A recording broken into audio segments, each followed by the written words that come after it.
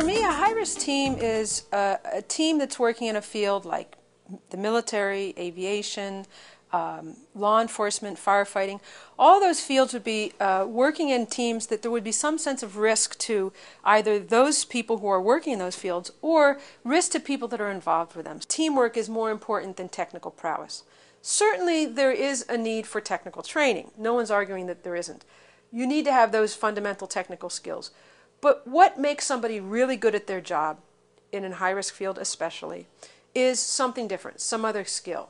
And to me, that's team resource management, the ability to use teamwork, communication, sense-making skills at the highest level.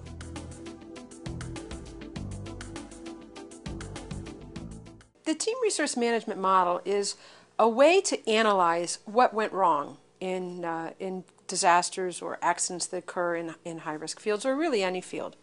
And the way I use the model, for instance, in my classroom, working with teams, is for us to look at a particular incident and reflect upon what broke down in that team. How did those things occur?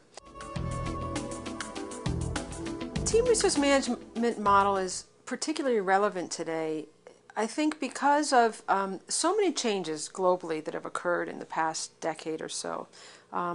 When I first started flying in the military, for instance, more than 20 years ago, it was pretty unusual for women to become pilots. And as women and other people of color, started coming into this field, the dynamics changed. And it was difficult, I think, for people to deal with that. But when we start to bring in different types of people, whether that means sexual orientation, different types, religion, ethnicity, you name it, there are certain dynamics come in that change the group's dynamics.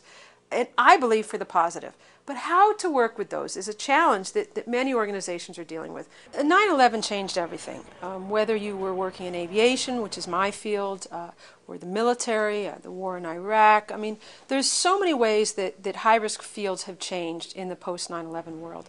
And even in terms of globalization and financial markets, economic markets, the world that we live in is much more collaborative than it was prior to 9/11. So these are ways that it really is more important than ever today. The benefit of that, to me, for high-risk fields is actually an enhanced intuition and the enhanced ability to process that information even more quickly and separate out what's pertinent and what's not pertinent for your high-risk operations. Ultimately, perhaps it could save someone's life.